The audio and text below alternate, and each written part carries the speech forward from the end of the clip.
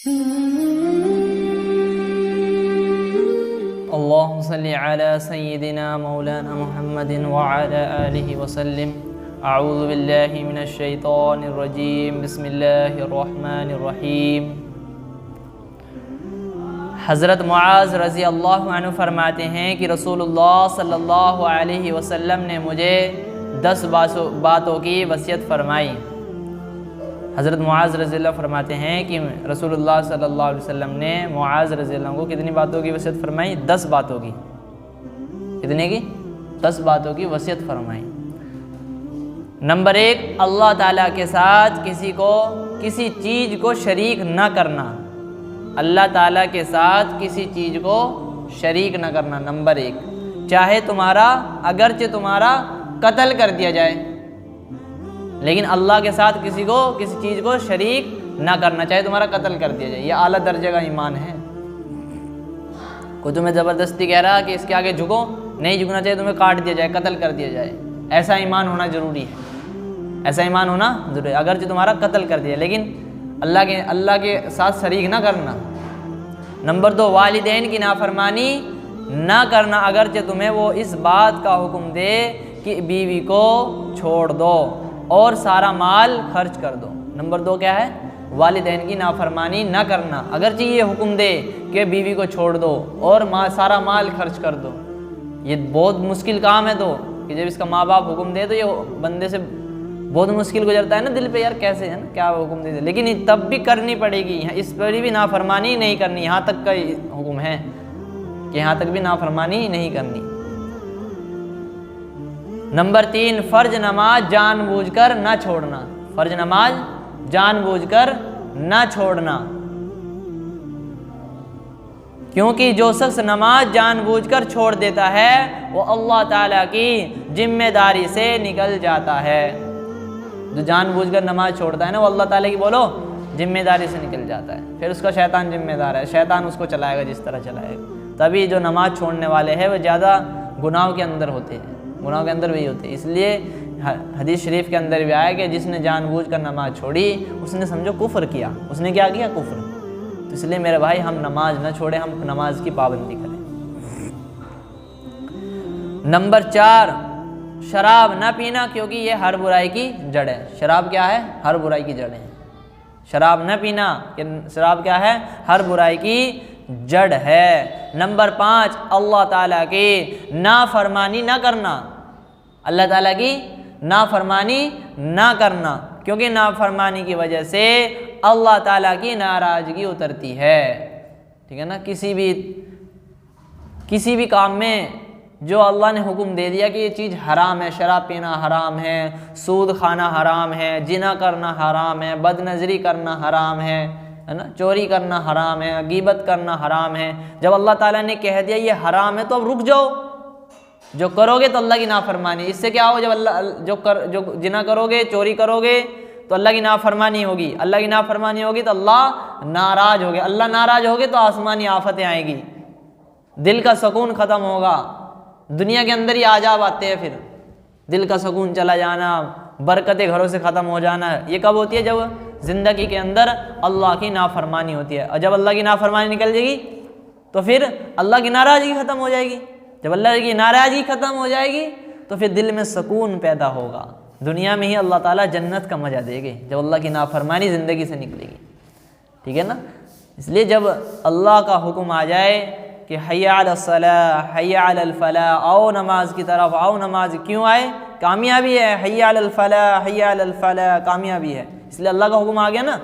दुकान पे हो, काम पे हो ना, मजदूरी कर रहे हो, बिजनेस कर रहे हो, कहीं पर भी हो, अल्लाह के बुलावे का वक्त है ना, नमाज का वक्त है ना, नमाज का वक्त है, तो फ़ौरन अल्लाह के आगे खड़े हो जाओ, जाके फ़ौरन अल्लाह के आगे, अल्लाह की बारगाह में खड़े हो जाओ। ये अल्लाह की फरमाबरदारी है। करोगे मेरे भाई? इंशाअल्लाह करो मेरे भाई, ज़रूरी है, नहीं तो अल्लाह की नाराज़गी उतरेगी। नंबर 6, मैदान जंग से ना भागना। मैदान जंग से ना भागना, अगरचे तुम्हारे साथी कत्ल हलाक हो जाए। मैदान जंग लड़ाई हो रही है इस्लाम के नाम पर, कि इस्लाम के उससे लड़ा जा रहा है, इस्लाम के लिए लड़ा जा रहा है, और आप 100 आदमी हो, कितने 100 आदमी हो, 99 कत्ल हो गए, एक आप रह गए, बाकी एक आप बाकी रह गए, तो अब क्या कर, नफ्स क्या कहेगा, भागो, या तो क्या कर लेगा, अकेला कहेगा ना। तो उस टाइम पे अल्लाह ताला कह रहे भागने की इजाज़त नहीं है, भागने की इजाज़त नहीं है, लड़ो, जितनी हिम्मत है लड़ो, शहीद हो गए अल्लाह ताला जन्नत में दाखिल करे। यूँ फरमाया कि शहीद का ज़मीन पे खून का कतरा ज़मीन पे गिरने से पहले उसकी मगफिरत कर दिया, जो इखलास के साथ अल्लाह के लिए लड़ता है, जो किसके लिए लड़ता है, अल्लाह के लिए लड़ता है। नंबर 7, जब लोगों में मौत वबा की सूरत में आम हो जाए, जैसे ताउन वगैरह, और तुम उनमें मौजूद हो तो वहाँ से ना भागना। जब कोई वबा फैल जाए, जैसी मौत की कसरत हो जाना, मौत हो गई है ना, जिस तरह कोरोना वायरस में 2020 के अंदर हुआ, 2020 के अंदर हुआ ना, 2020 के अंदर, कि किस तरह कोरोना वायरस ने किस तरह मौतें हुई है ना, कसरत से मौतें हुई ना। जब ऐसी कोई बीमारी फैल जाए तो जिस जगह आप मौजूद हो, जहाँ बीमारी फैली आप भी वहीं मौजूद हो, तो वहाँ बीमारी के डर से कि कहीं मेरे ना लग जाए ये बीमारी, मेरे ना कोरोना हो जाए, मेरे ना हो जाए ताउन वगैरह, तो इस डर की वजह से उस घर में से, उस शहर में से, उस गाँव में से नहीं भागना। अल्लाह ने मना किया है, अल्लाह ने मना किया है। और जो गाँव, जो शहर, जो घर तंदुरुस्त है, उसके कोई बीमारी नहीं है, उसके कोई बीमारी, और वो बीमारों की गांव में जाए, बीमारों के शहर में जाए, वो उसको भी इजाज़त नहीं है, वहाँ जाने की इजाज़त नहीं है उसको, सही बंदे को। और जहाँ ताउन फैला वहाँ से भी जाने की इजाज़त नहीं, अल्लाह ने मना कर दिया। नंबर 8, घर वालों पर अपनी हैसियत के मुताबिक खर्च करना। घर वालों पर अपनी हैसियत के मुताबिक खर्च करना, ये भी क्या है मेरे भाई, ये भी सदका है। सबसे अफजल तरीन सदका क्या है, अपने घर वालों पर, अपने बाल बच्चों पर खर्च करना। नंबर 9, तरबियत के लिए उन पर से लकड़ी ना हटाना। अपने घर वालों, अपने बच्चों, है ना, बच्चों पर से तरबियत के लिए उनसे डराते रहना, तरबियत के लिए उनको, है ना। बच्चा 10 साल का हो गया, अब उसको क्या है, उसको नमाज का हुक्म, मारने का हुक्म दिया ना शरीयत ने, कि ऐसी चोट मारो कि जिससे जिस्मानी नुकसान ना हो, उसे मारो, मारने का डर देते रहो कि ये डंडा टंगा हुआ इधर, नमाज नहीं पढ़ेगा तो तेरे ये डंडा लगेगा, तेरी पिटाई होगी इस डंडे से, तो उसको डराओ। ये हमारी जिम्मेदारी बनती है घर में कि अपने बच्चों को सुबह उठाओ कि नमाज पढ़े, क्या पढ़े, नमाज। एक बेचारा 60 साल का बुढ़ा है और 20 साल का 25 साल का लड़का खाट पे पड़ा हुआ है, वो उसे उठा ही नहीं रहा। वो बुढ़ा जिम्मेदारी नहीं समझ रहा, वो समझ रहा है कि मेरे ऊपर ही फर्ज है। तेरे पे तो फर्ज है, ये मुस्टंडा पड़ा हुआ है खाट पे, इस पे नहीं फर्ज है नमाज, इस पे नहीं फर्ज है, इसको उठाओ। नहीं उठ रहा है तो क्या, घर से बाहर निकल, क्या कहो उसको, घर से बाहर निकल जा। शरीयत को हल्के में ले रहे हैं, क्या है ये शरीयत, अल्लाह का कानून है मेरे भाई, इसको अपने घर में पहले नाफिज करो, इस कानून को अपने घर में लागू करो, कभी कोई भी घर में नमाज नहीं छोड़ने का। ऐसे लकड़ी ना हटा, उनसे उनकी तरबियत करनी है, इस तरह उनको डराना है, उनको डरा के रखना है तरबियत के लिए, उन पर जुल्म नहीं करना, ये जुल्म नहीं है। जितनी शरीयत ने इजाज़त दी उतना तो करना पड़ेगा। अल्लाह की नाफरमानी कर रहे हैं बच्चे, तो उसको तो डराना पड़ेगा, ये जुल्म नहीं है। जुल्म क्या है, जुल्म यह है कि बेचारा नमाज ही पढ़ रहा, नेक भी है, फिर भी उसको मार रहे, फिर भी उस पर जुल्म कर रहे हैं, तो वो तो जुल्म होगा बच्चे पर। लेकिन ये बच्चे पर जुल्म नहीं है कि वो नमाज नहीं पढ़ रहा तो उसको जब नमाज के लिए मारा जा रहा है। जिस्मानी चोट ना, तो इतनी नॉर्मल सी मारो, लेकिन उसकी तरबियत के लिए उसको डांटो, उसकी तरबियत के लिए डांटो उसको, कि उसके अंदर दीन दाखिल हो, उसके अंदर अल्लाह का डर पैदा हो। जब अल्लाह का डर पैदा होगा ना मेरे भाई, तभी तुम्हारा माँ बाप का अदब तभी करेगा। और जो अल्लाह का डर ही नहीं है उसके अंदर, तुम्हारा भी अदब नहीं करेगा वो। नंबर 10, उनको अल्लाह ताला से डराते रहना। वही बात आएगी ना कि नंबर 10 क्या है, अल्लाह, उनको, अपने घर वालों को अल्लाह ताला से डराते रहना। कुरान अल्लाह ताला फरमाते हैं कि बचाओ उस आग से जिसका ईंधन जिन और इंसान है।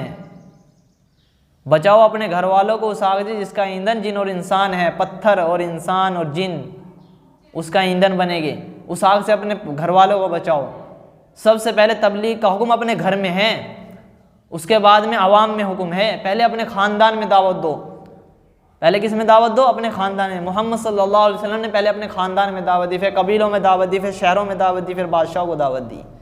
इसलिए पहले जड़ मजबूत करो अपने घर की, अपने घर के अंदर शरीयत का कानून नाफिज करोगे, नमाज नहीं छोड़ोगे, रोजे नहीं छोड़ोगे, कोई भी शरीयत के खिलाफ काम नहीं होगा हमारे घर के अंदर, हमारे ख़ानदान के अंदर। ये नाफिज करो, ये ज़रूरी है, ठीक है ना। उनको अल्लाह ताला से डराते रहो, डराओगे इंशाअल्लाह।